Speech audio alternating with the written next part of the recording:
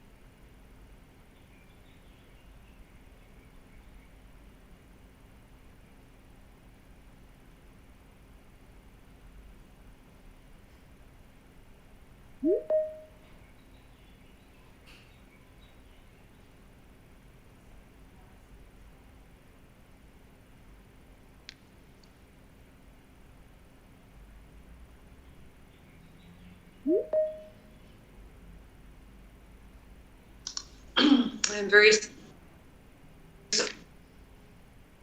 councillors, officials and guests. We just had a glitch with the load shedding.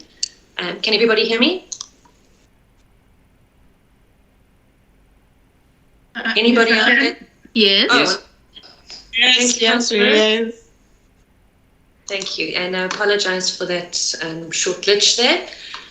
So welcome to this meeting. I'll hand over to Mr. Buthelezi to read the notice of the meeting.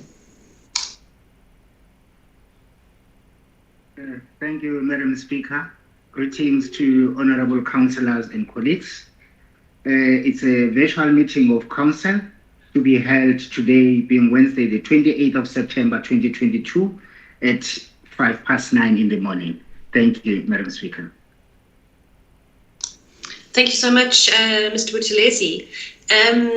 I've received no apologies for this meeting. Are you aware of any, well, except for our municipal manager, who we hope gets better soon.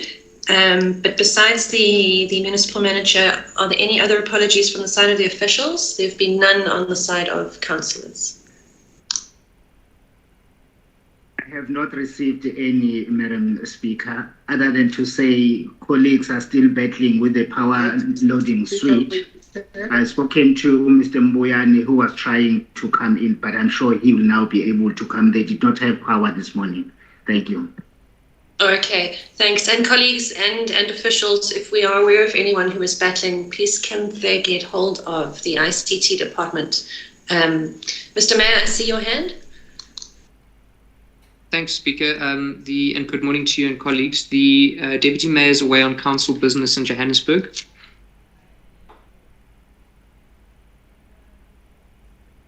Okay, thank you.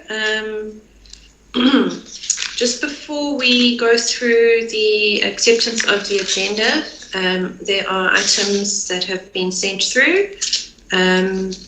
So for item number 9, reports in committee, we've got in committee council minutes that will be coming, and we also have a 9.2, and that is the report on the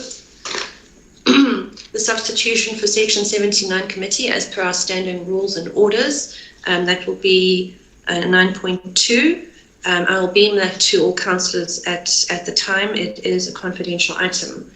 And then there were some other items that were emailed through councillors this morning, and we'll deal with those as they come up. But for now, I would like to welcome our colleagues from the Local Government Week who are with us. You're very welcome in uMngeni, and thank you very much for participating in our cleanup at the falls and also for visiting various areas around uMngeni. Tando, shall I hand over to you to introduce our guests? Thanks, Madam Speaker, and greetings to you, greetings to the Mayor, the Executive Committee members, and officials, and all councillors. Greetings to our guests as well from the various sector departments. Perhaps, Madam Speaker, as a short preamble, September has been declared a public service month in our country. Public service month is an opportunity for public servants to review progress on the delivery of services and to deepen social and economic transformation.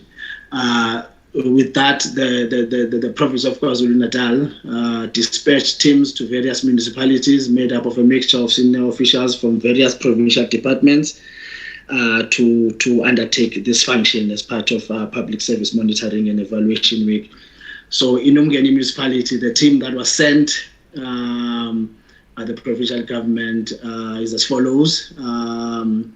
Susan van der Westhuizen from COPTA, Blake Mackenzie from the Department of Transport, Ayanda Zondi from the Department of Economic Development and Environmental Affairs, ETIA, Amrita Singh from the Provincial Treasury, Renita Medhan from the Office of the Premier, Pili Leshange from the Office of the Premier, Shimala Pillay, Department of Human Settlements, Tabisa Doche, Department of Human Settlements, and Michelle Tehut, Department of Health, and Advocate Zandile Shandu from the Department of Social Development.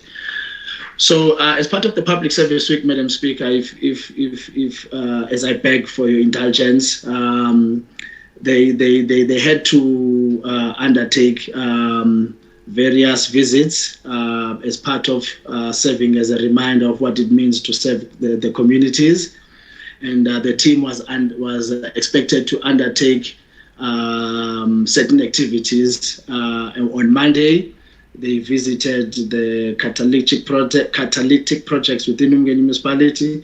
So, with the blessing of His Worship the Mayor and the municipal manager, myself, Mr. Makaye, LED manager, and Mr. Zota Zondo, we visited the Howick Falls with the team and the Avenues Estate in Hilton.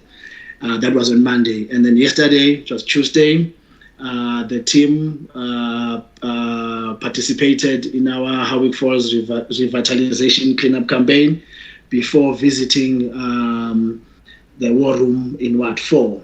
And part of their activities included the community engagement. However, we felt that because this is a busy week for our councillors, with that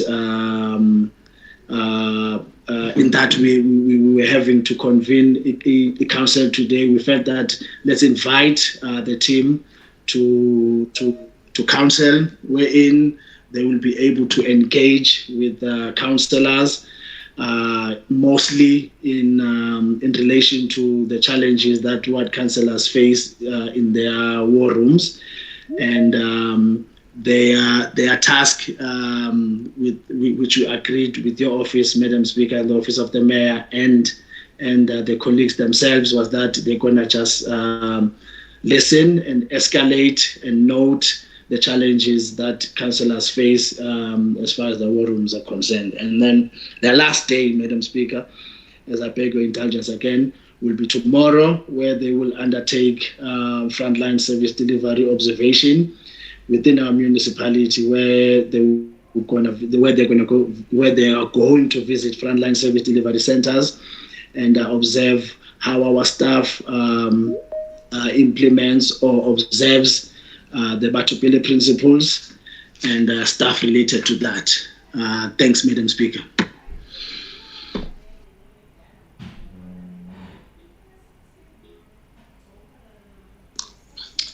Thank you, Tando. So I believe then what we will do this morning is we will ask our ward councillors to enlighten our guests about the challenges that they do face in their war room. I'm going to beam a report that, let me just find it here, that we did for one-on-one engagements we had with ward councillors. I hope everyone can see that.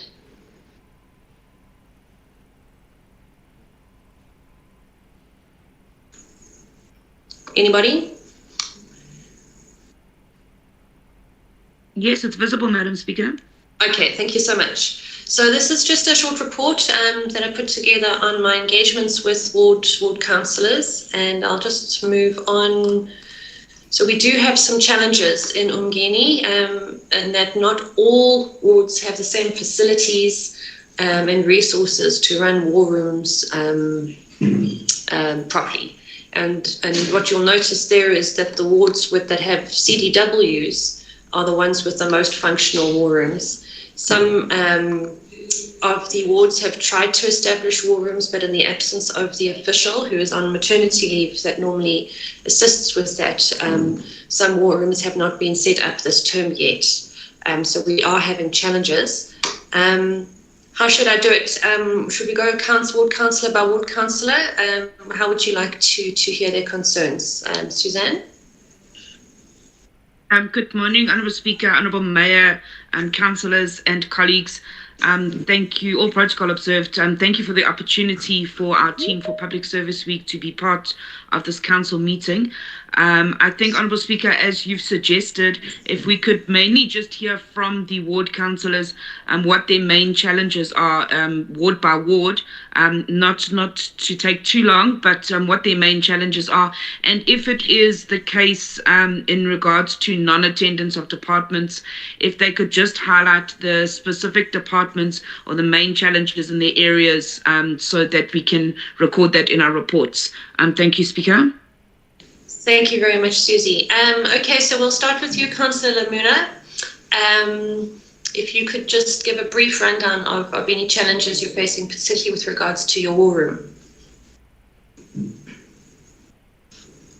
Okay. Greeting, Madam Speaker. Greeting to the councillors, guests, and also the officials. My war room is functional, but the only problem that we have is we don't have departments that attend our war rooms meetings. Only two departments that we always have when we have in our war rooms, which is social development and economic development. Those are only two departments that we always have in the NGOs. Yeah, thanks. Thanks. And you have 3 informal settlements in your ward? Yes. And you don't have a CDW? Yes, I don't have a CDW. Okay, thanks. I'll go on as the ward councillor for Ward 2. My war room has not yet been established. In the past, though, because I have been the councillor for Ward 2 before, it wasn't particularly fruitful. We didn't have reports from a CDW to act on, and we generally also only ever had attendance from social development and economic development. So our war rooms became a bit of a tick box exercise, and it would be nice if they could be more relevant and if we could get more departments to attend. So that's it from Ward 2. We don't have the Ward 3 councillor here, unfortunately. We'll move on to, but I do know that there are challenges there in terms of the war room being set up. That still needs to happen. And I'll hand over now to Councillor Nkuna. Chairperson, I think they have my information because they were in the war room yesterday. We gave all what we perceived as challenges to save time. Oh, thanks, Councillor. Ward 5, Councillor Legg. Thank you, Madam Speaker. Ward 5 does not have any war room set up. I have asked several times, and it is rather disappointing because last term we had a very useful war room. Thank you.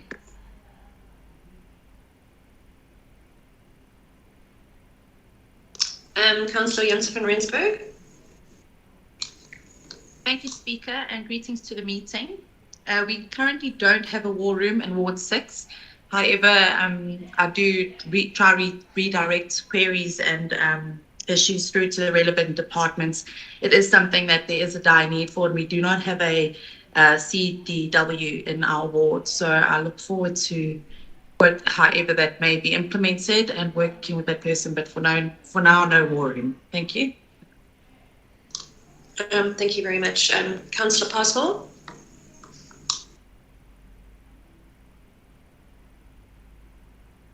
Thanks very much. In Ward 7, we do not have a war room set up. There was a certain amount of discussion as to whether or not, because Ward 6 and Ward 7 are basically the same community separated by the freeway. And it was put out that perhaps there could be a combined war room because they basically deal with very sort of similar and adjacent communities who would need the services of a CDW and a war room. So this is just something that's been put out, but at the moment there is no war room, and it's what was set up before was not particularly successful.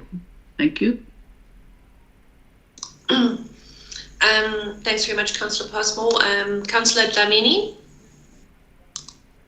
Thanks, thanks, Chair, and good morning to everyone present in the meeting.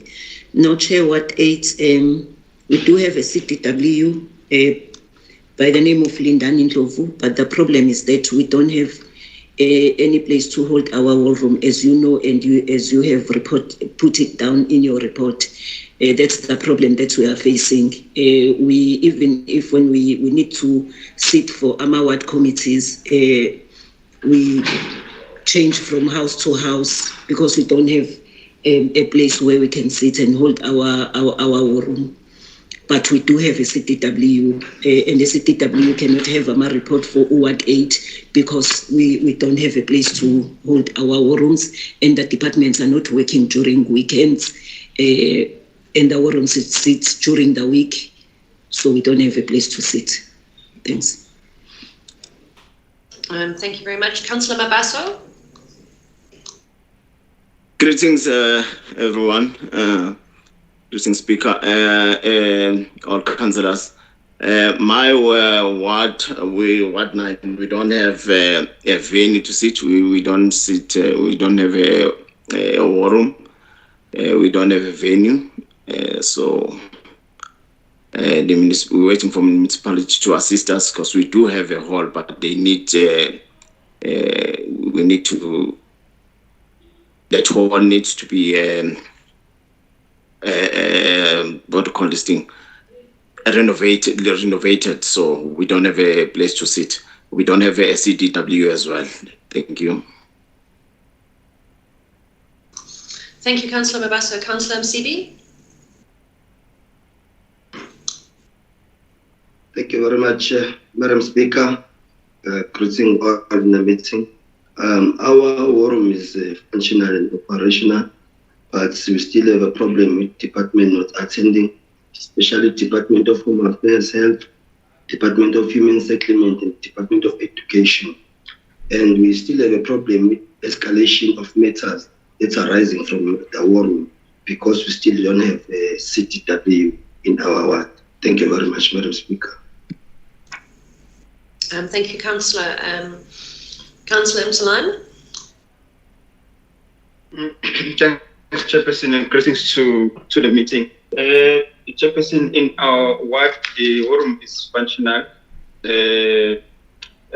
However, because it's still a new venue, we lack equipment and infrastructure. There is no furniture and the resources to help the healthcare workers when they are in the center, and also when the CTW is also expected to work on case and profiles. So there's no infrastructure and equipment to assist in that area. Also, Chairperson, we have requested for the branding within the department, the Sugumasake branding, which identifies the facility as a war room. So we haven't been getting any response or positive response to that one. Yes, of course, the departments are lacking, as it is mentioned. And therefore, I think what is important is to report that the cases that we are reported in war rooms remain unattended. No one to respond to them, no one to process them. So you get cases which stays in the agenda for a long time because no one to take them to respond into them. And we have also established the Pilamdana program within the war room, and we are lacking also the support into the trial. I think the Department of Health needs to come forward and assist us.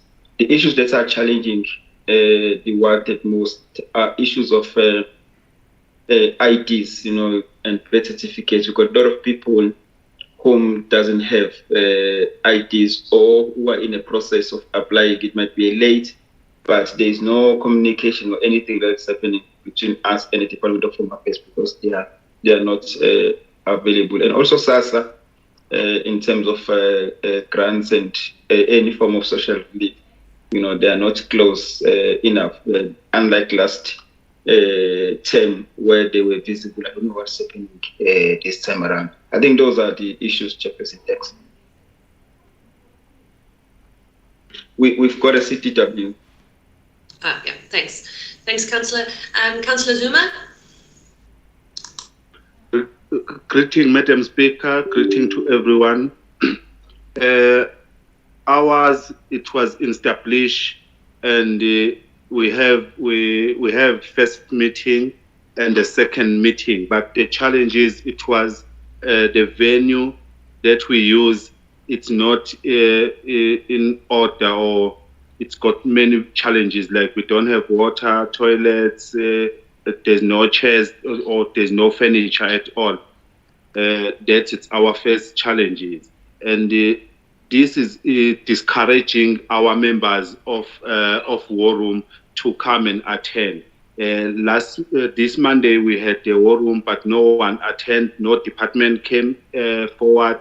No members. The members never came. They say, "What use for?" Because the issues keep escalating, but there's nothing happening on those issues. So now we want to revive our War Room. If our venue will be maybe renovate and and equip, then maybe we will revive it and it will be functioning well. Thank you. Thanks, Councillor Zuma. Councillor Buthelezi? Sanibonani. Inibingelele nonke. La Madam Speaker, i-War Room yami iyahlala, kodwa ama-department awekho wonke. Only uSASSA phela uyaye ube available, but the rest of the departments awafiki. Ngicabanga ukuthi ama-challenges ethu ayafana. uCTW, yes, sinaye. Then also sinaye uphila mntwana, kodwa nawo futhi ama-resources awekho. Ngicabanga ukuthi lokho ngingakusho njengamanje. Nale kuza ne-representative from umasipala okwenza ukuthi-ke ama-issues angagcina engabe sadlulisela kuma-department are-relevant. So I think nathi as umasipala kufanele kube khona umuntu esizomthumela uku-attend ama-War Room. Yebo. Thanks, Councillor. So just to give also a little bit of background, in this term, in previous terms, Nokubonga Sibisi, our HIV coordinator, would invite and do the background administration of War Rooms. And unfortunately, she has been on maternity leave for quite some time. So I think, Tando, we need to look at a way of assisting councillors, because many councillors have been asking for a long time to have their War Rooms set up, and we can't just leave them in her absence. So those councillors who have been asking must be assisted. But I think one of the biggest challenges we see here is that departments are not attending. Many of the wards don't have CDWs to assist them with their War Rooms. Wards like Ward 12, Ward 8, I thought that they didn't have a CDW, but now apparently they do. But there are many wards that have massive poverty, like Ward 1, Ward 12. Almost all wards have pockets of poverty in them. In Ward 5, 6, and 7, there are areas of great poverty. But we have no one working in those areas. So it doesn't seem fair or right that only some wards have CDWs, and we wanted to raise that for the attention of COPTA at this meeting.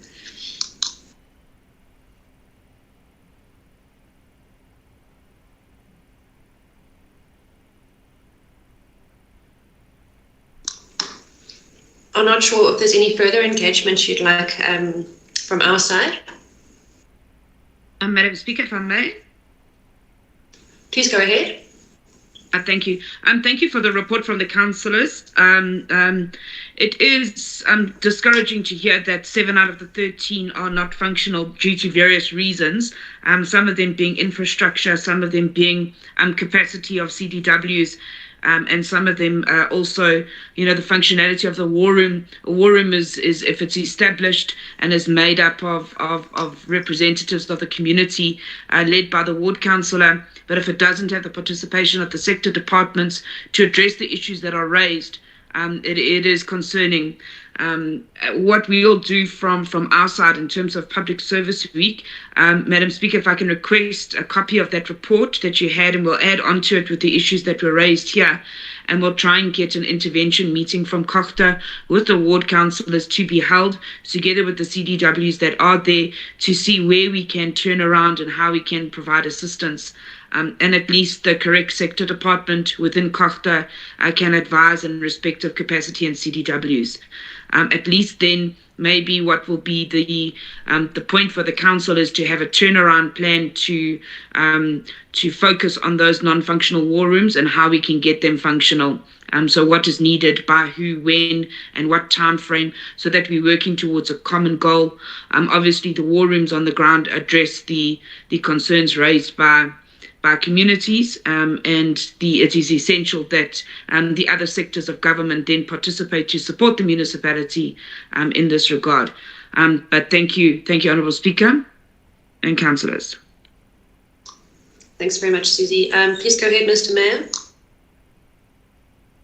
Thanks, Speaker, and greetings again to colleagues and guests. Mine is more broad, Speaker, not ward-based.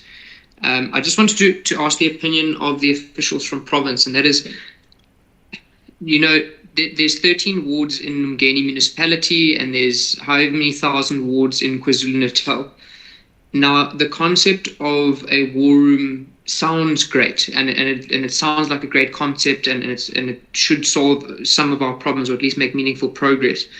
But is the implementation framework, is it realistic? Can we expect a Department of Health official to be at every meeting in 13 wards once a month or however often, and the same for every other department?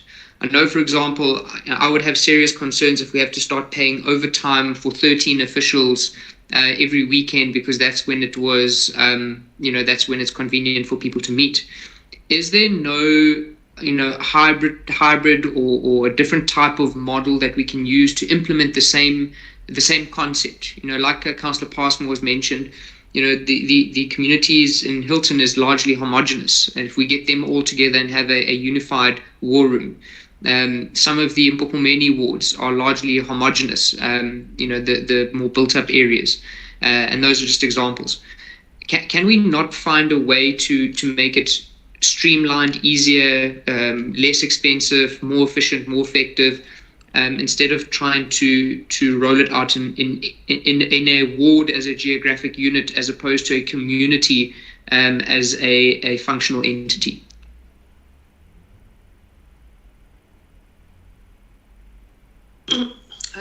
Go ahead, Suzanne. Thank you, Honourable Mayor, for that important question.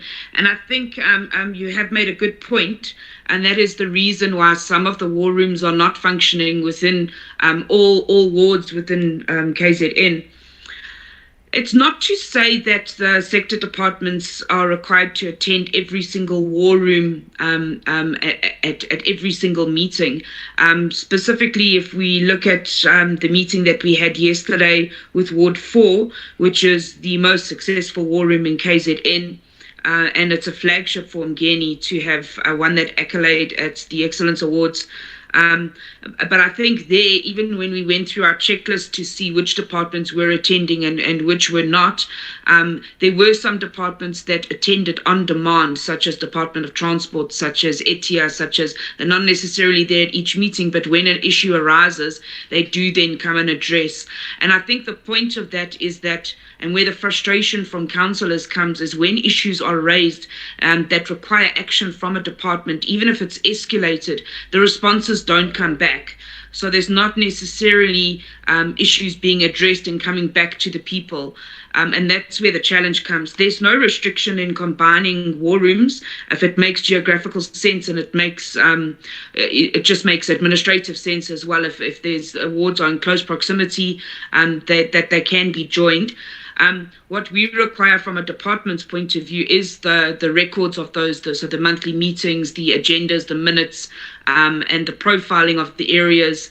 And I understand that requires assistance from CDWs, and it's also impossible to have one CDW per ward throughout KZN. Although that is our aim, it is obviously a financial constraint as well. But I think Honourable Mayor and councillors, what has been suggested here, when we meet and we bring the public participation team from Kochta to the municipality, and we sit with the ward councillors to do a turnaround plan for our war rooms, where we can combine. Let's put that in an action plan. And I think also one of the most important parts of this is those sector departments which are specifically required in certain wards, such as Department of Health in Ward 11, to support that program with medicine that is released. We need to have a database and know who is responsible to attend our meetings, who is responsible to elevate issues that are raised at communities, so that we can hold them accountable and escalate it higher to heads of departments, if not MEC champions for our district, should we not be serviced correctly. So I think, yes, I take your point, Honourable Mayor, we can consider combining, but it doesn't take away the responsibility of participation of sector departments, if not attending all meetings because of the practicality of that, but at least responding to the issues raised from the people on the ground, because that's what we're all here for, is to serve our communities. Thank you, Honourable Mayor. Thank you, Honourable Speaker. Thanks very much, Suzanne. Are there any other inputs that our guests would like to make? Mr. Mackenzie, may I extend an invitation to your department to present to council at some point in the near future? I know that a lot of councillors are very interested to know about progress on provincial roads, so you are welcome to come back at any time. But Tando, are there any further engagements? Okay, it's Blake Mackenzie here. We will undertake to give you the program for the work to be undertaken within the area as soon as the contracts are awarded. Thank you very much, Mr. Mackenzie. Thanks, Madam Speaker. No, there's nothing on my side except perhaps to re-choose our guests. Yes, thank you very much for coming to uMngeni. You are always welcome here, and thanks for your participation in our council meeting this morning. You are released. Thank you very much. Thank you, Speaker. Thank you, councillors. Thank you, Speaker. Thank you, councillors. Cheerio. Thank you. Thank you. Yeah.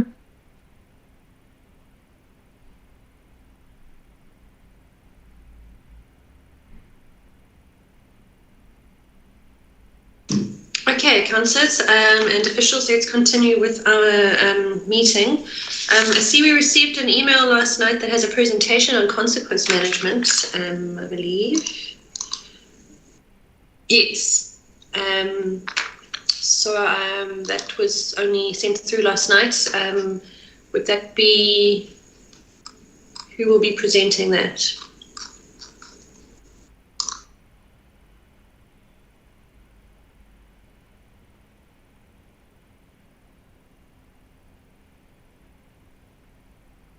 Speaker, I believe that would have been Mr. Hloba, because it was received through my office and his, and I think it was just an attachment to the consequence management item that is later on. So it's just a supplementary to that. Oh, thank you very much. That makes sense. Okay, then let's move on to. I don't think we've got any presentations. Any announcements from your side, Mr. Buthelezi? Thank you, Madam Speaker. No, Madam Speaker, none from my side. Any announcements from the Office of the Mayor? Just to say that there will be an online public participation meeting on Friday at 5:30. It will be available on my Facebook page as well as the municipal Facebook page, and the topic of discussion there is public input for the Howick Falls upgrades or revitalization. Thanks. Okay, thanks very much, Mr. Mayor.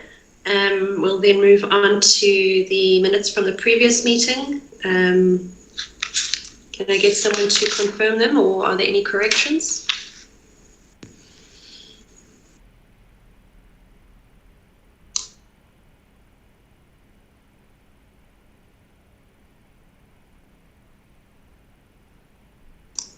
Mr. Mayor?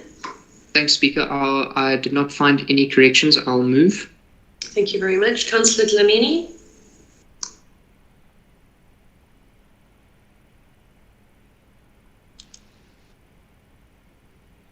Thanks, Speaker. I would like to second. Thank you, Councillor. I'll then hand over to our officials to go through the outstanding matters matrix, and then we can bring up any new matters arising after that. I'll hand over to the officials.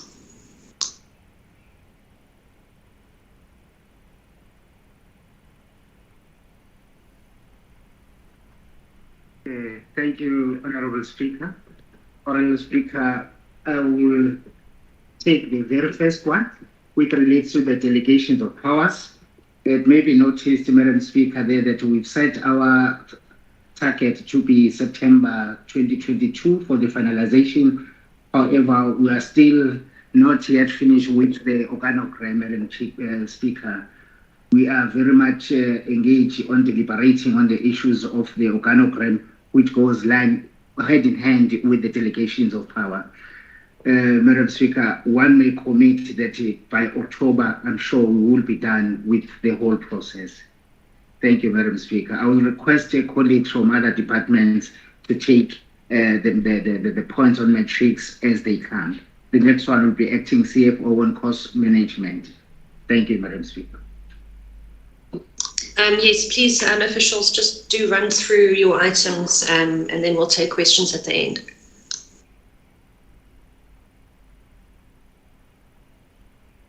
Greetings, Madam Speaker, Honorable Mayor, councillors and colleagues. The cost containment report has been attached. It's attached on the agenda. Thank you. Thank you, Madam Speaker. To move further, Madam Speaker, on the issue of municipal strategic partnership with higher learning institutions, there is an item that is attached on this agenda that talks to our engagement with the DUT. It is coming later in the process. But the programs, as previously promised, Madam Speaker, has also not been finalized.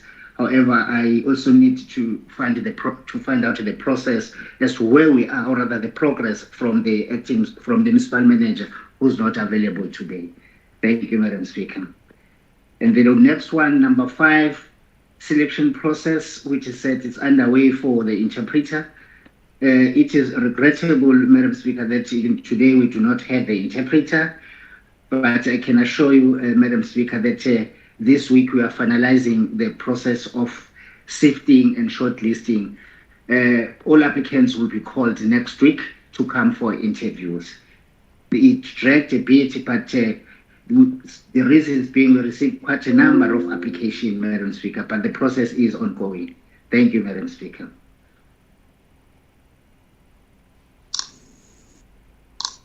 The next one, Madam Speaker, is investigation into the contract of Chabzo Security. The position is still the same, Madam Speaker. The matter has not been exhausted at our MPEC. It's being deliberated. It is still staying there on the agenda. It is ongoing. With regards to the establishment of municipal public commissions, we've had a meeting with the Honorable Mayor on this. It's an ongoing process, Madam Speaker, but we've set ourselves that we may have it finalized by October, but it's still the work in process. Thank you, Madam Speaker. I'll ask the CFO to take the next one, which relates to July unrest and total cost. Thank you. Thank you, GM. The costs related to the unrest were provided in the previous council. However, there was a request that the 1.3 be broken down, but the matter is currently confidential. Until it's finalized, the breakdown will be provided. Thanks.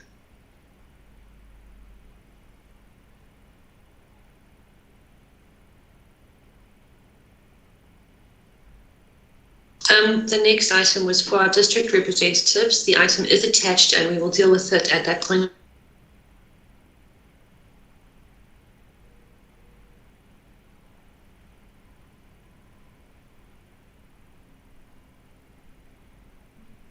If I can come in.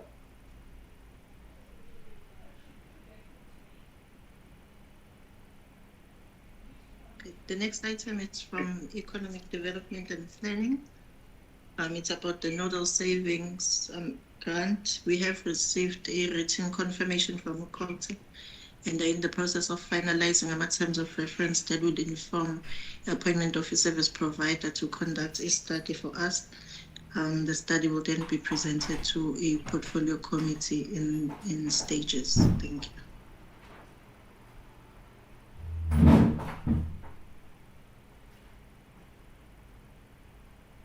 Madam Speaker, we also promised that there will be a workshop on municipal financial disciplinary board. However, I will have to liaise with the municipal manager to find out where the process is in relation to the workshop that was suggested by councillors. Thank you, Madam Speaker. Thanks very much, Mr. Buthelezi, and perhaps we could arrange to have that and the previous one on the, the next one item there at a presentations day for council. So we've got the upper limits workshop and then perhaps the MFDB workshop could happen on the same day. I'd really appreciate the assistance of your department in setting up the presentation days going forward. So we've gone through that. Questions and comments, councillors?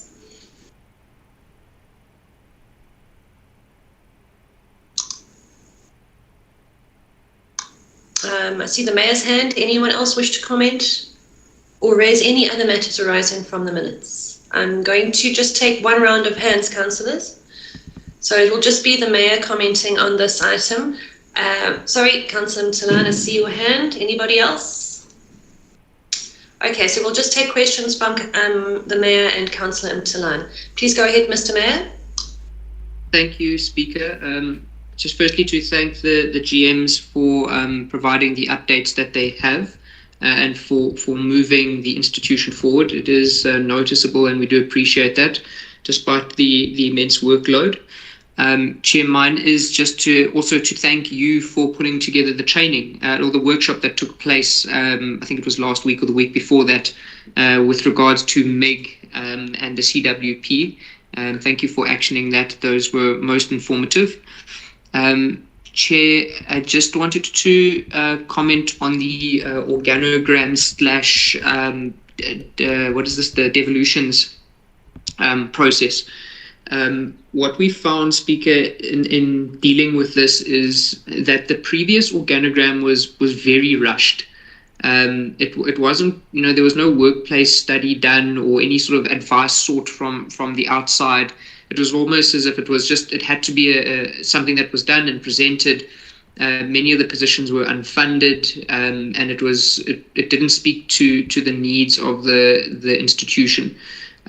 So I do apologize that it hasn't come to this particular council meeting, but the general managers and their senior managers are engaging more in depth on this, and I appreciate their diligence in dealing with this. And we've had some outside input from Labour and from a whole lot of people.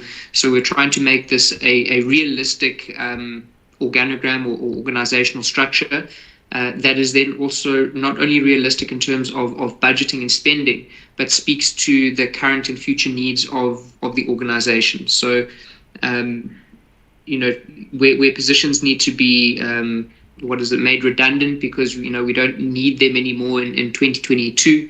Also to try to modernize the institution, specifically around IT and building capacity and technical services, etc.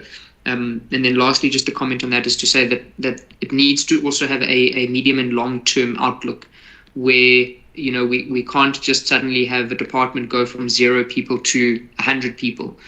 We need to systematically build capacity in departments, knowing that employees can only work if they have office space or tools of trade or whatever it might be. and that where systems need to be put in place, for example, stores or computer systems or supporting systems, that those things are also put in place so that we don't just employ people to sit around without the necessary support that they have. So there is a commitment that we'll bring that to here in October, once it's gone from LLF to the portfolio committees and then to Exco and Council. Thanks.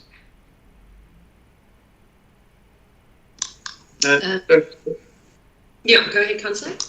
No, thanks, Chairperson. The first issue that I wish to have a clarity on is on the minute C 08222187 indigent database. I just want to check if there was an indication that the rural areas should be included in the indigent database. If is there any progress on that one?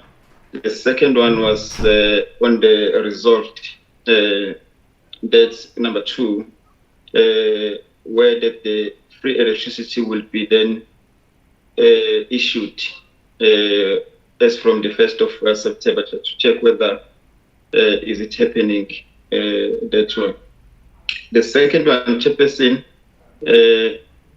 I've noted that on the metrics around the issue of Tabzo, but I just want to make a general comment that maybe in our next council, we'll need to have a report on MPEC, just to indicate on matters that are in the agenda, what's the progress.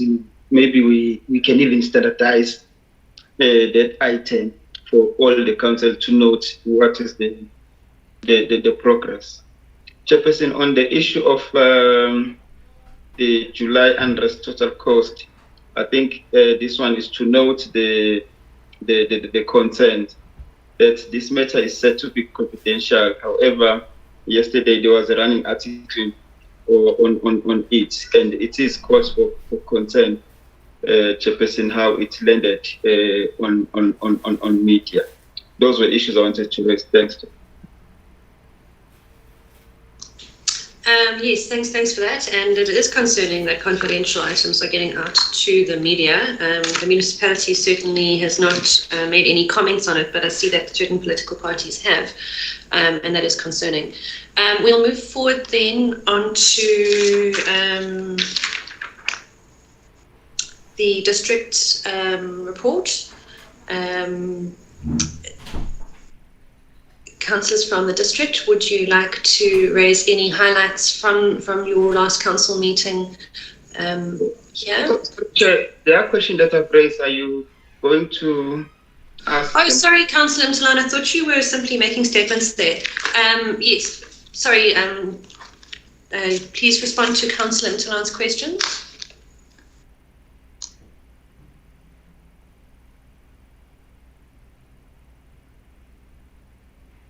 Thank you, Madam Speaker. Madam Speaker, I will request to acting CFO maybe to assist Council insofar as it relates to the indigent register, and as to whether this will also, for the issue of indigent, will also be accommodating the rural areas.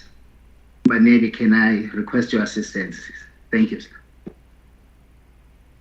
Thank you, GM. The indigent households will be receiving from October the kilowatts, the free basic electricity.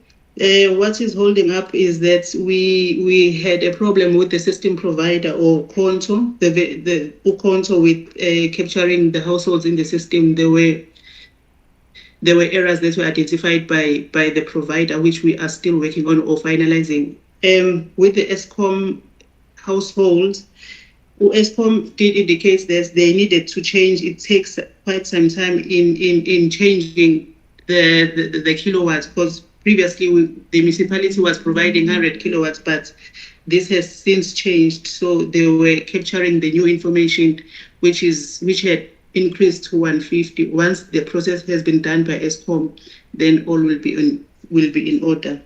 Thank you, Chair. Thanks, CFO. Were there any other questions that haven't been answered, Councillor Mtalan? That is correct, Madam Chair. It's with regards to the reports from MPEC.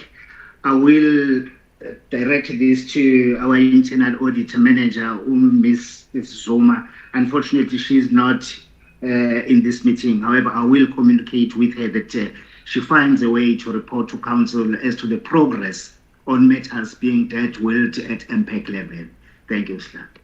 Yes, and I'm sure the Impact Chair would appreciate having a monthly report come through to council, as Impact does report directly to council. Mr. Mayor, please go ahead. Thanks, Speaker. Perhaps Councillor Lake can go before me so that she can comment on the impact issue. I just wanted to raise just a question of clarity. Maybe if we can hand over to Councillor Lake. Councillor Lake, please go ahead. Thank you very much, Madam Chair. Yes, so we had specifically held impact in time to make referrals to council because we were already on some issues. Yet the three things that we referred to council did not appear on the council agenda, which is a big delay. It's a further month of delay after many delays on impact. So it was extremely disappointing. The issues that were to come were the issues regarding expenditure on black bags and at the municipal swimming pool, and also the issue of not doing business with certain contractors that were named in the SIU report. So those three things were important, and to not see them on council is extremely disappointing. Thank you.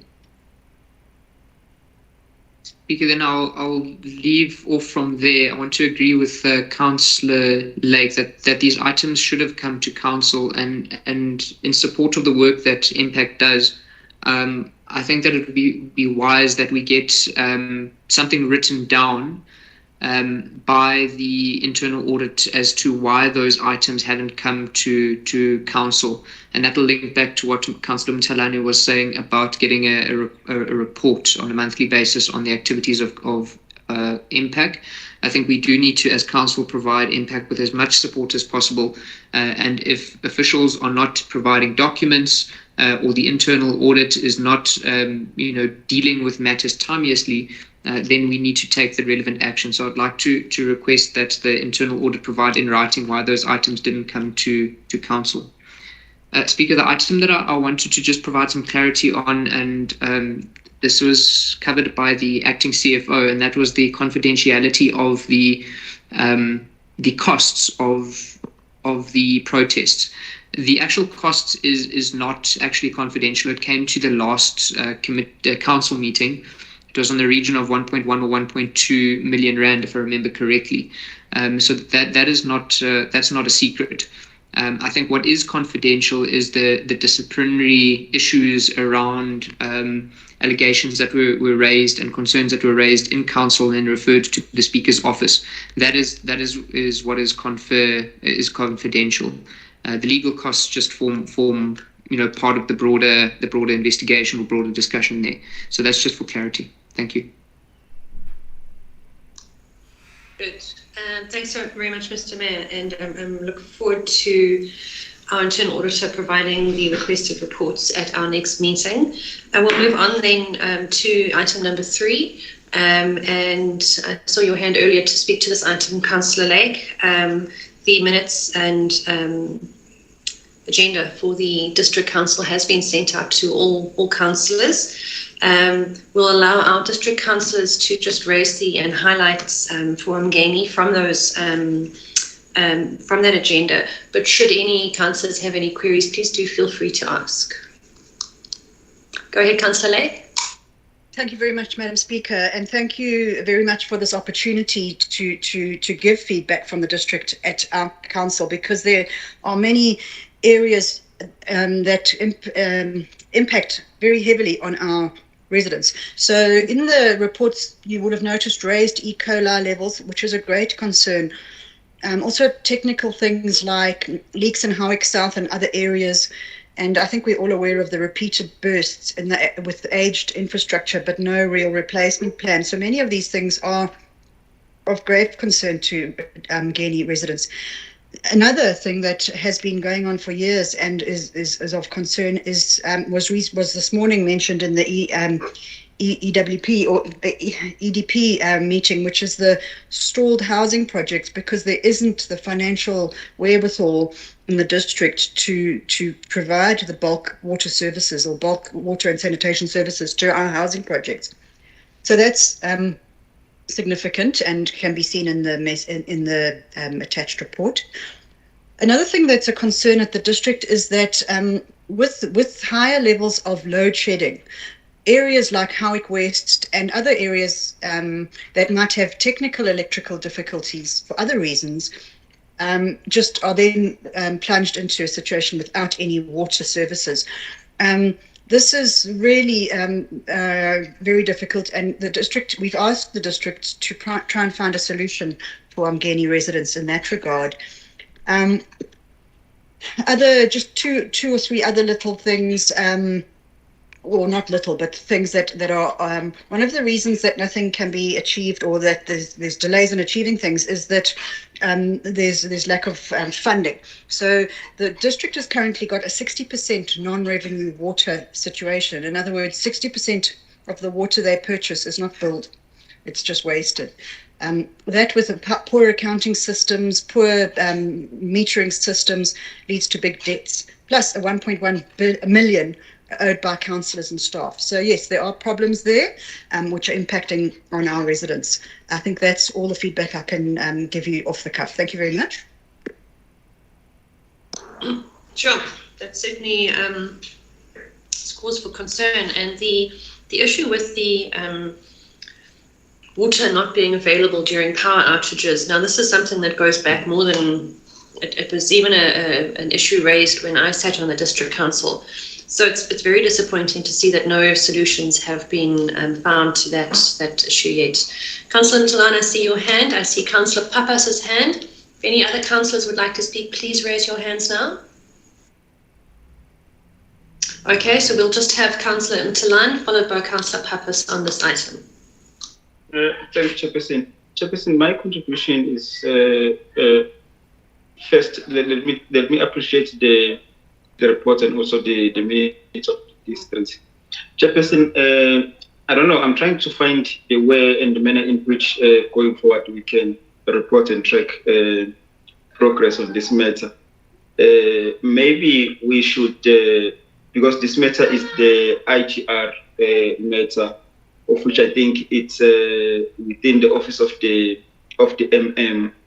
Maybe what we can request is that, and the issues that Councillor Lake was going through them, because she sits in the council, she could also navigate and understand where those issues are. Maybe we should have a strategy where the office of the MM, working with the councillors and through the agenda, resurface issues of uMngeni and create a report that is speaking to our issues, so that we can maybe resolve on them, task the councillors that sit at the district level to persuade those issues at the council and report back, so that we can be able to track, because the manner in which we are, which I appreciate at this stage, which we are reporting now, it's kind of complex and needs someone who sits in the meetings to understand it. But when we can surface our own issues through the office of the MM and provide the report to our council, I think it will be a readable item and be able to deal with the consent raised. Thanks, Chairperson. Thanks for that constructive input, Councillor Mtalan. Mr. Mayor, but go ahead. Thanks, Speaker. And I think our Councillor Mtalan has made some good suggestions there. We'll just have to put together the administrative support to do so. Perhaps our district reps could, provide us with some advice on how best we could go about, taking this particular report forward. I think we need to thank Councillor Lake and the team from here for representing us and for getting this for the first time. Speaker, mine is just to indicate to our reps that there's still some major concern that none of the housing projects feature in the uMngeni budget. Despite commitments to try and move it forward, their budget doesn't have any money allocated towards the over 3,000 units that need to be built in uMngeni. So this is still an issue of concern, and we need to take this a little bit more seriously as a municipality. Alternatively, seek intervention from the national government in terms of water and sanitation to get some of these things moving.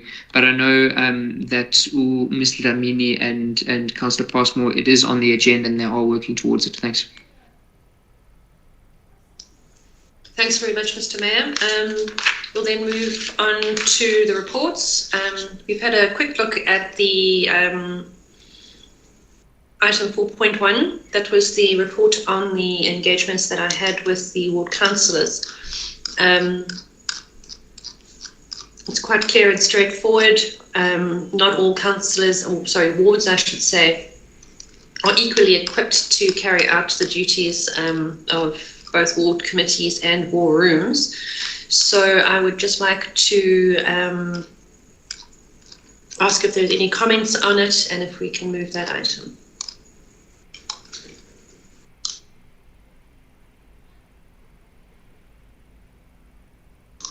Councillor Jansen van Rensburg. Thank you, Speaker, and thank you for the interaction that we received from your office on this issue. I'd like to move this report. Thank you. Thanks very much, Councillor Mtalan and Councillor Dlamini. Please go ahead.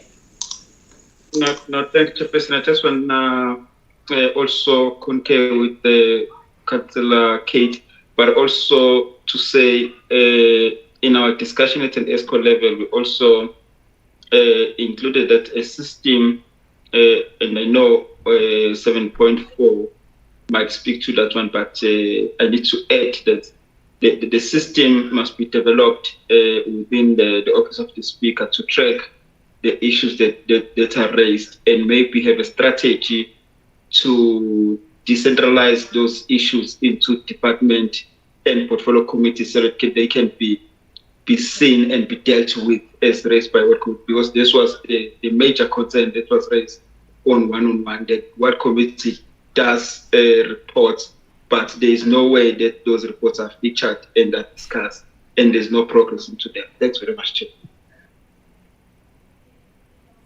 Thanks, Councillor Mtalan. Please go ahead, Councillor Dlamini. No, thanks, Chair. Mine is also to get a progress on the issues that were raised ever since we started with different departments of the municipality. When are we going to get the feedbacks on those ones? Because we are still continuing sitting our public meetings and also our ward committee meetings. Instead of progressing, we are asking one another that what about the one that were submitted? So what is the time frame given to us for the response to come forth from different departments of the municipality? Thanks, Chair. Thanks very much. So the item has been moved and seconded, and I'll certainly engage with the municipal manager about how we get all of the issues raised at ward committee meetings, and particularly public meetings that are hosted by the ward committees to get answers. It's not acceptable that it's an official meeting of the municipality, public participation meeting, but that ward councillors are not empowered with feedback for their communities, at every quarterly public meeting.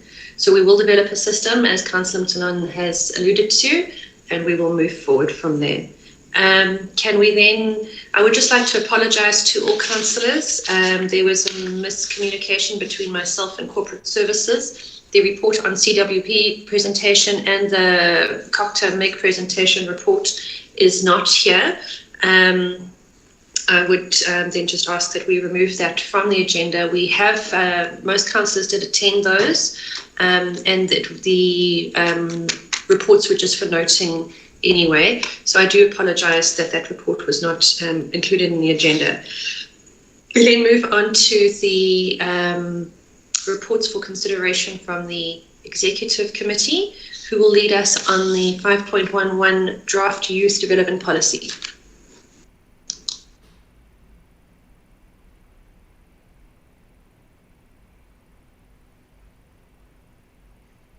I see your hand, Councillor Dlamini.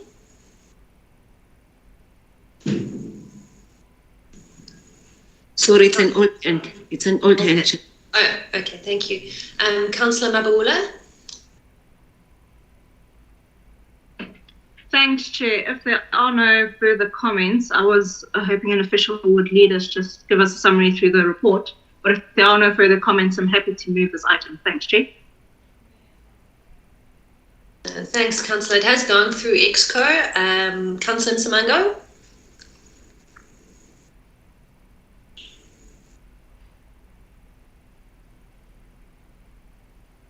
You're on mute. I'll take it that you're seconding the report. Thanks very much, Councillor. We'll then move on to item 5.1.2, procurement of the loudhailers for use by councillors. This has also been through EXCO where recommendations were made and brought forward to council. Will any officials be speaking on this item? It has already been through our executive committee. Would any councillors like to comment on the item?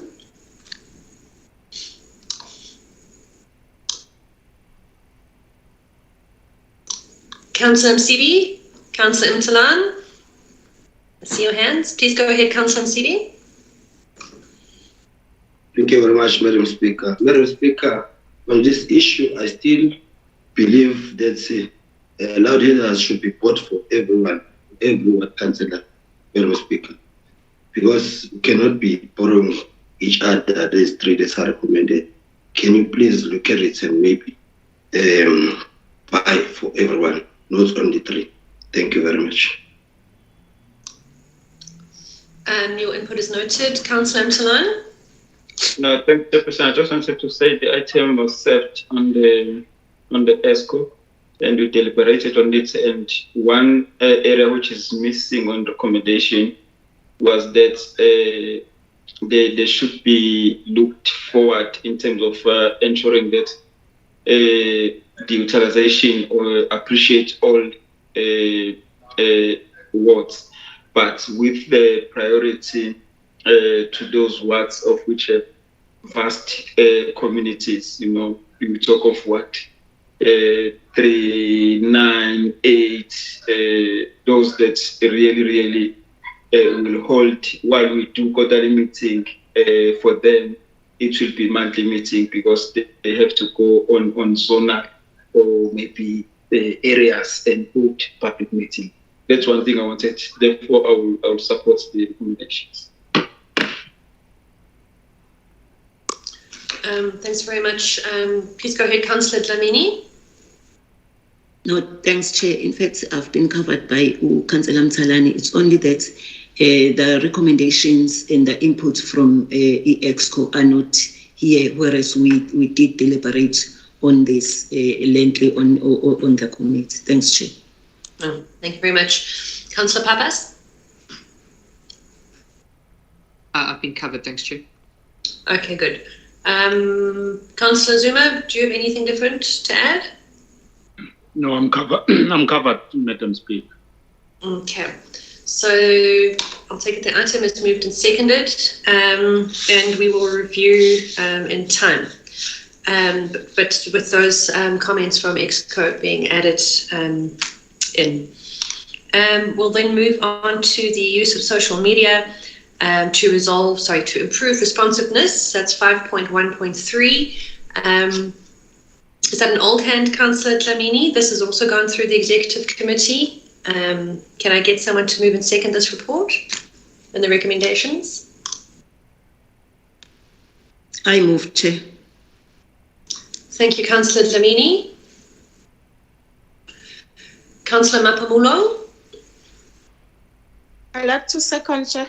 Thanks. Thank you very much. And I would like to also just thank our communication staff and the Office of the Mayor for this improved communication. We'll move on to 5.1.4, Special Programs Report, Q1. Comments from councillors?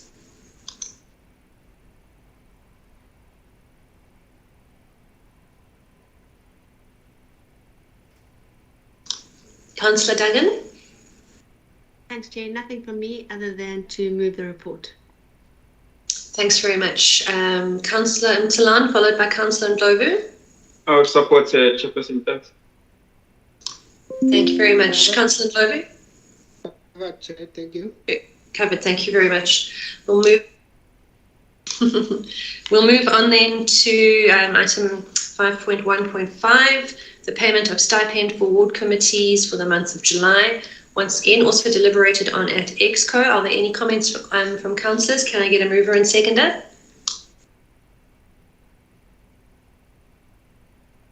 Go ahead, Councillor Janssen van Rensburg.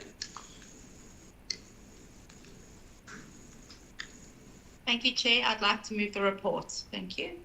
Thanks very much. Councillor Sikakane. Thank you, Speaker. Presenting to the House, I would like to second council. Thank you very much, Councillor. We'll then move on to item 5.1.6, programs facilitated by the Office of the Mayor, quarter one. Mr. Mayor, please go ahead. Thanks, Chair. I'd like to move this very progressive and transparent report. Thank you, Mr. Mayor. Councillor Mabula. Thanks, Chair. I'll second. Thank you very much. Moving swiftly along then to item 5.1.7, and that is the changing of the uMngeni municipality's catchphrase. Once again, an item that is served before EXCO. Comments, councillors?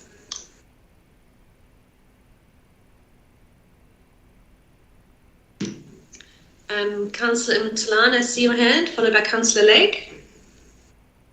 Thanks, Chairperson. Yes, indeed, it was discussed. Just one area, Chairperson, on number 6 of the report, 6.1, the financial implication.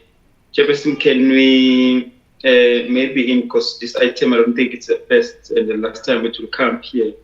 When it comes back, after the work has been quantified and the financial implication also be quantified and be forwarded to us. That is the person. I will move the item. Thanks very much, Councillor Mthalane. Councillor Lake. Thank you very much, Madam Speaker. I would like to second my colleague and move the report, or second it. Thanks. Thank you very much. Moving on to item 5.1.8, and that is the replacement and refurbishing of existing signage. Councillors, your comments on this? It has served before EXCO. Councillor Lake. Thank you very much, Madam Speaker. I definitely support this idea as it will improve our general feeling about how the municipality looks. It sharpen us up, and with that, as it has served before EXCO, I'd like to move the report. Thank you. Good. Quite a few hands here. Councillor Passmore, followed by Councillor Dlamini and Councillor Mthalane. Go ahead, Councillor Passmore.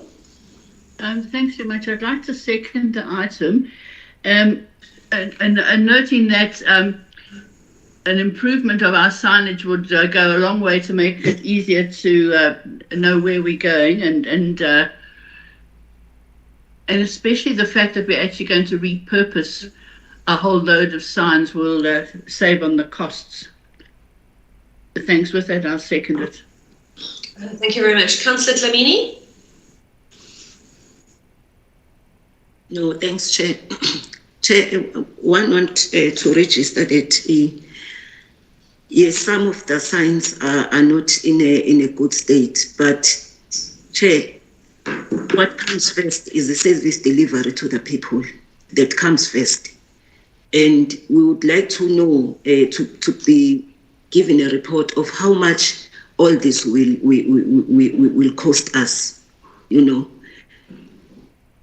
because we are crying all everywhere. There is a cry that service delivery it's not in a speed that was promised to the people.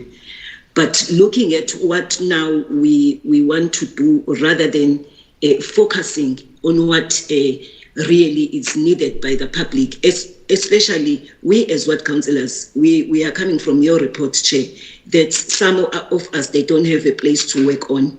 We don't hold our rooms, and there's a little response from government departments because we don't have a place to sit. But rather than looking at that one first, that will give a service back to the people. You know, we start looking at the signs.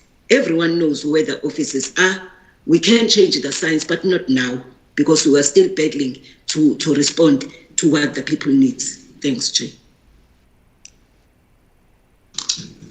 Thanks, Councillor Dlamini. Your concerns are noted.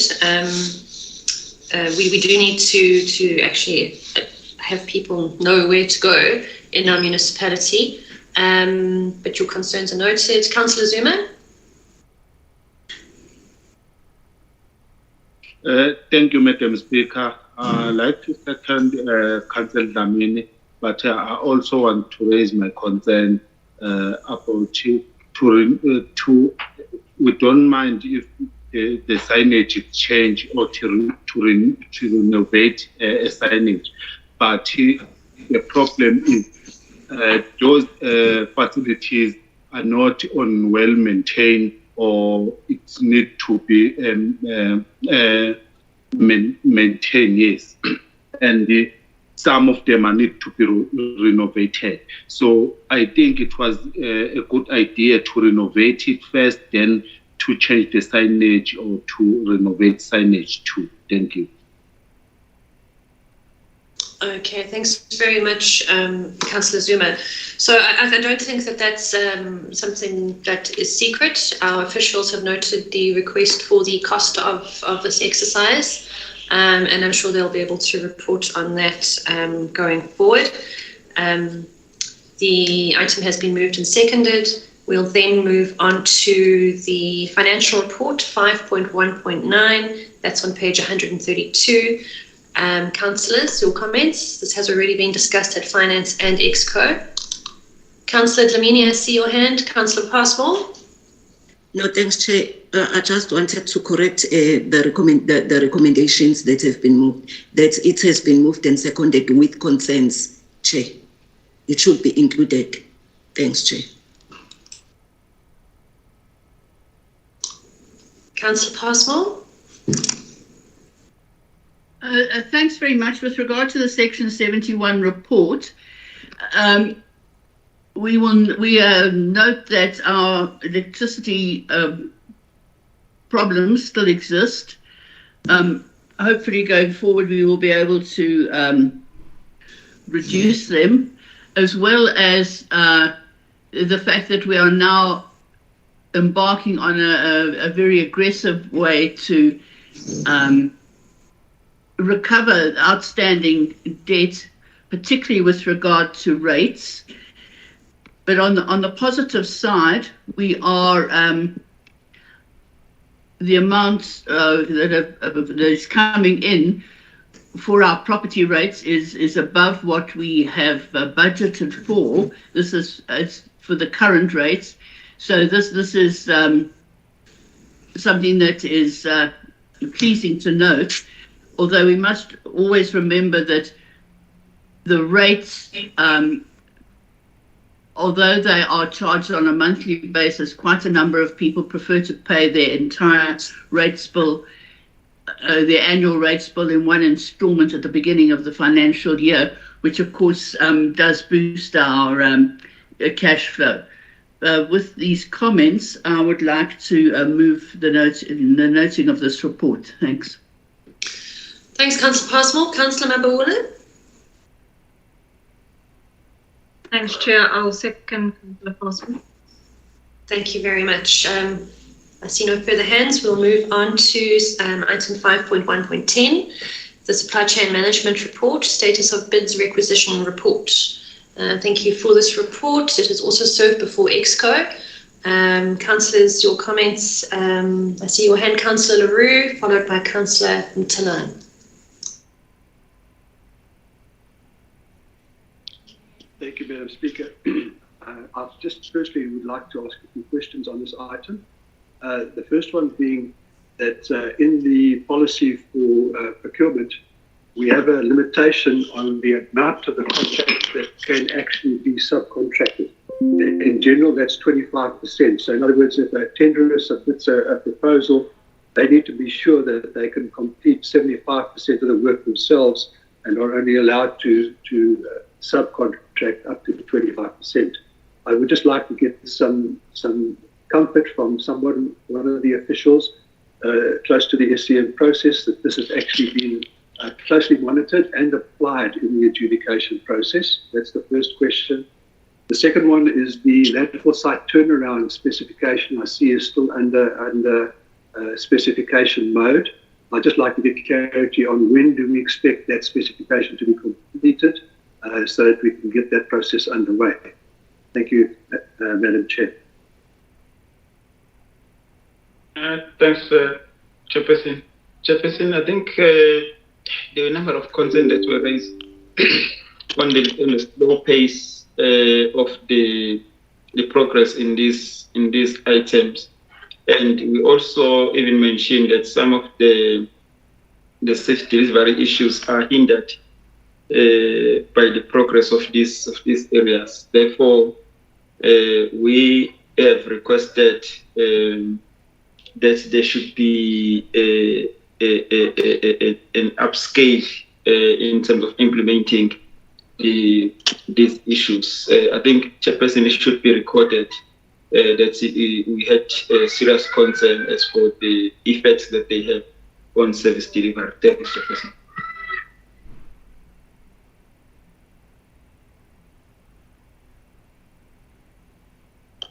Go ahead, Councillor Lake. Thank you very much, Madam Chair. I would like to concur with Councillor Leroux and to second his moving of the item. Thank you. Thanks very much. Councillor Dlamini.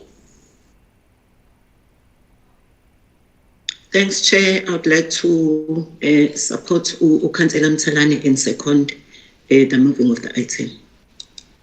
Okay, thanks, councillors. So we've got two seconders. Item's been moved. Please, Acting CFO, are you able to respond to Councillor Leroux's questions? I'm not sure if that's for you. Thanks, Madam Speaker. Can Councillor Leroux please repeat the first question, because I was battling to hear him. But the second one, with the turnaround strategy for the landfill sites, the specification committee is currently sitting from yesterday. They've been in Hilton. They had a number of items to bid documents to work on. It's a total of 9, which will take them 3 days. Hopefully, when they complete or when they finish by next week, the evaluation committee should be sitting for almost the whole of next week to finalize all these items, including the security one, which was supposed to sit last week. Unfortunately, the chairperson and the members of the evaluation committee had prior arranged trainings and workshops from NERSA, as well as MFMP trainings, but we have decided that next week they will sit for a total of 10 items or bids, which is currently being speculated in Hilton. Thanks, Chair. Thanks very much, Ms. Msoni. Please, could you repeat your first question, Councillor Leroux? Thank you, Madam Chair. Yes.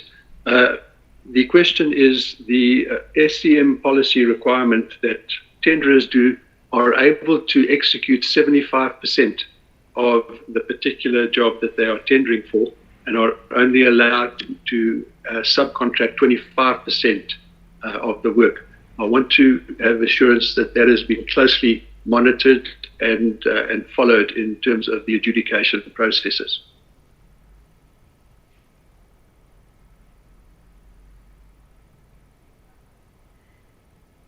Yes, Chair, if I may come in. Yes, this is being followed at bid adjudication committee.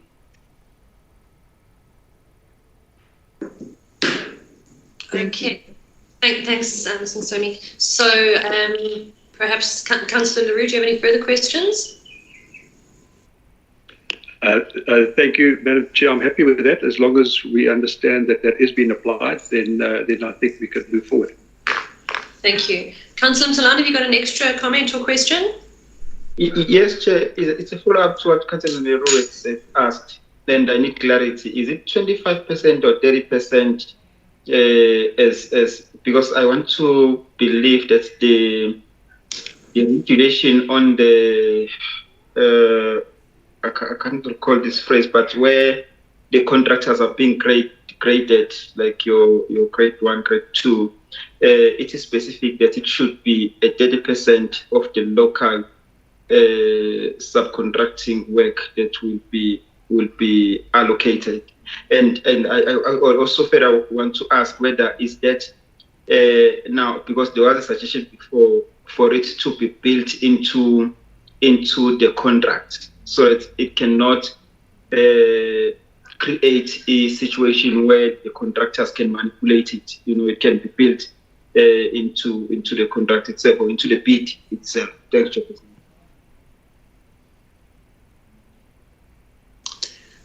Thanks, Councillor Mtalana.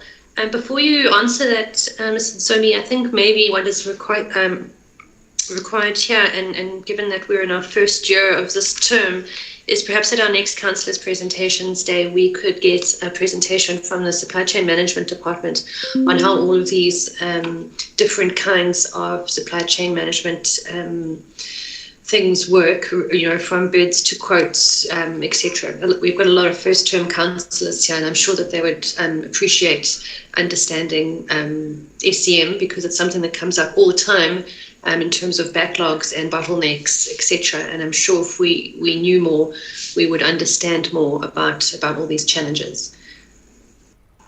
Is there anything you'd like to add?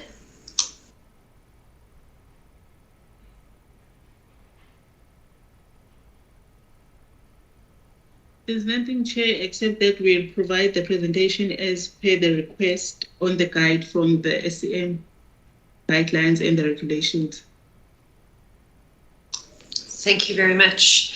Councillors, we'll then move on to item 5.1.11. That's the procurement through legislation provision to reduce deviations for hot mix asphalt and burning fire breaks. I see your hand, Councillor Leroux.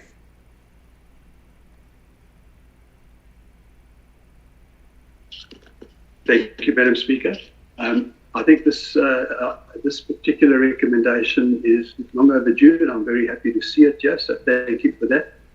We have consistently had monthly deviations due to particularly the issues around advertising in the newspapers, but adding this sort of source of single supply to services and product here, I think, is an important step forward, and will reduce the number of deviations we see going forward in the supply chain management process. So with that in mind, I'd like to move this item, and also just request that the SCM management keep in mind the unit costs related to advertising and particular purchases of product like hot mix asphalt, that we keep the national pricing in mind, and that we always just use a check to balance that we still are getting value for money once we've agreed to a particular supplier. Thank you, Madam Chair.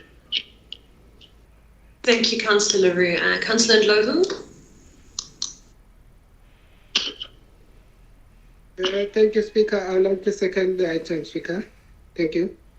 Thank you very much. Councillors, we are now sitting at just after 10:30, and we're halfway through our agenda. I would like to request if we could please have a 10-minute comfort break. Anyone who might need to nip to the toilets, etc., please use this time now, and we will re-adjourn at, shall we make it 11:45?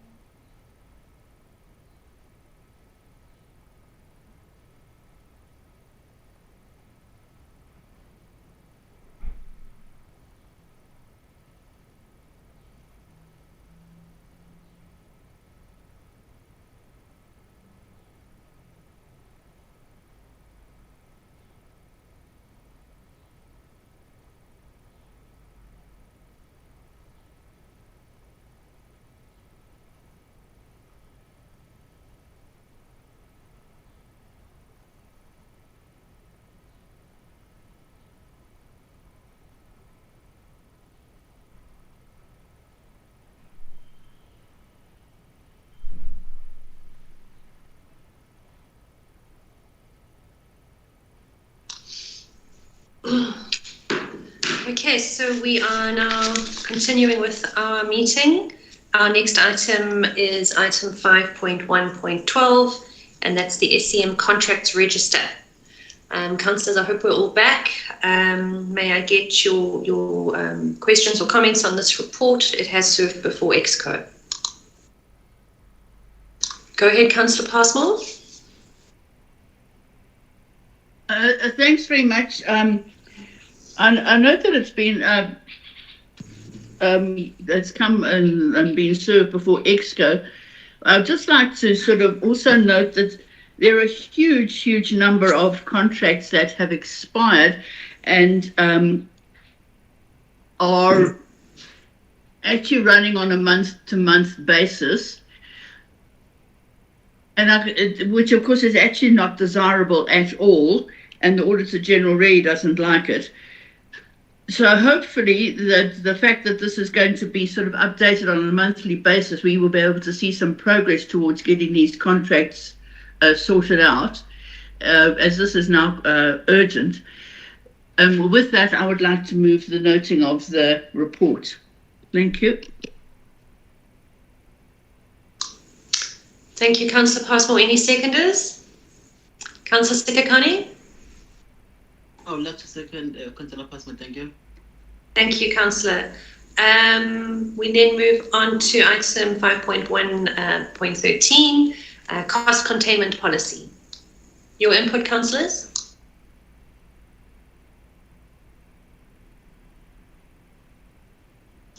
Go ahead, Councillor Jansen van Rensburg. Thank you, Chair. I have no input on this item and I'd like to move the report. Thank you. Thank you very much. Are there any seconders out there? Councillor Pappas? Thank you for the work on this. I second. Thank you very much, Mr. Mayor. Moving on then to item 5.114. That's the SLA between uMngeni Municipality and KZN Department of Transport. Councillor Duggan, please go ahead. Thanks, Chair. Noting this item, I would like to move it. Thank you very much. Councillor Legg? Thank you, Madam Speaker. Yes, I think it's very progressive because many of us as ward councillors do depend on the Department of Transport. Thank you. I will second. Thanks very much. Moving on to 5.1.15. Excuse me. That's the policy on naming or renaming of streets and public places. Councillor Duggan, your hand is up. Councillor Legg? Thanks, Chair. It was an old hand, but I will move the item. Thanks very much. Councillor Legg? Thank you. Yes, I will second Councillor Duggan. I just want to say how important this is in areas that do not have proper street naming and numbering, because emergency services is one aspect that, and other services that really do require houses to be properly named. I'm sure we've all had the experience of trying to find somebody and it's just not available to us. So I'm happy to see this report and second it. Thank you. Thank you very much. Item 5.1.16, the adoption of our business licensing bylaw. Councillor Duggan, is that still an old hand? No, it's a new hand. Okay, good. Go ahead, Councillor Duggan, followed by Councillor Mtalan, followed by our Mayor. To thank the Economic Development and Planning Department for their work on this item, I would like to move it. Thanks very much. Councillor Mtalan? Thanks, Chairperson. Chairperson, I just want to check one thing before I support the item. We need to find this. Just bear with me. I'm using okay. I think I've got it. The first question is to check whether the inputs were considered. If that's so, that all the inputs were considered, or we are just noting the inputs, then we should be clarified into that, because there is a input of which I think Chairperson it's problematic, and or maybe let me be answered before I ask the question that is as necessary, Chairperson. Can I check whether the inputs are considered, or they are noted, they are going to be all affected as part of the policy, or just noting them? Can I just get that, Chairperson? Sure. Councillor Pappas, do you have any questions, or shall we let management come in? No questions, Chairperson. The item was exhausted and re-exhausted at EDP and EXCO. Councillor Mtsalan's question is answered in the table provided by the EDP department, where it indicates if the item submitted was how it was considered and whether or not it was included or not. And that could have been raised at EXCO. With that, Chair, I'll second the policy, and thank you for the hard work on it. Thank you very much, Mr. Mayor. Are you covered there, Councillor Mtsalan? Yeah, the Chairperson, can I come in, and thanks for the Mayor to indicate that the edit that is on the site is the Chairperson. There is a matter which relates to uMngeni tourism could be empowered through the Act to assist the municipality in the monitoring and the implementation of the bylaw.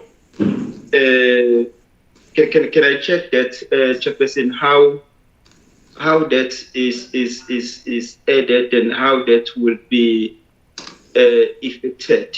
If we may be clarified on that one, Chairperson, because I see the department has added it, but what is the mechanism, how that will play it out? Thanks, Chair.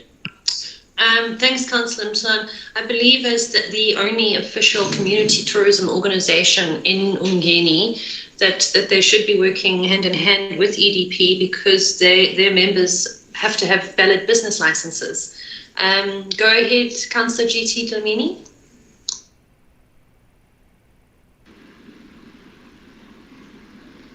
No, thanks, Chair. I think uKhonsela uMtsalane is correct, and we did deliberate on the issue of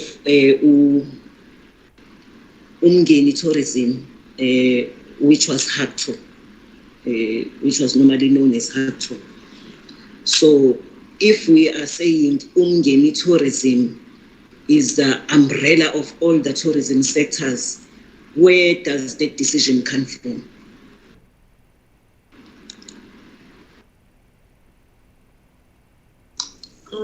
Okay, well, perhaps we could put that in as a written question to EDP. I think your members on that committee are more than welcome to do that. The item has been moved and seconded.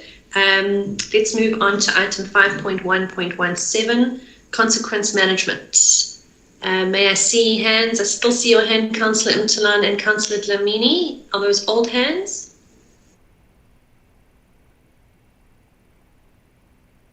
No, Chairperson, it's an old hand. I wanted to make a follow-up on the item, but you have passed. I'll do some writing on it. Thanks. Okay, thanks very much, Councillor Mtsalan. Councillor Lake, please go ahead. Thank you very much, Madam Speaker. Just to say that I'm very pleased to see this report, and as a standing item, I also think that if we can get our consequence management right in this term, it will make a significant difference to our governance and accountability in the municipality. And just to say that this is an area that dearly needs improvement from the last term. So I'm very encouraged, and I'd like to move the report. Thank you. Thanks very much, Councillor Lake. Please go ahead, Councillor Pappas.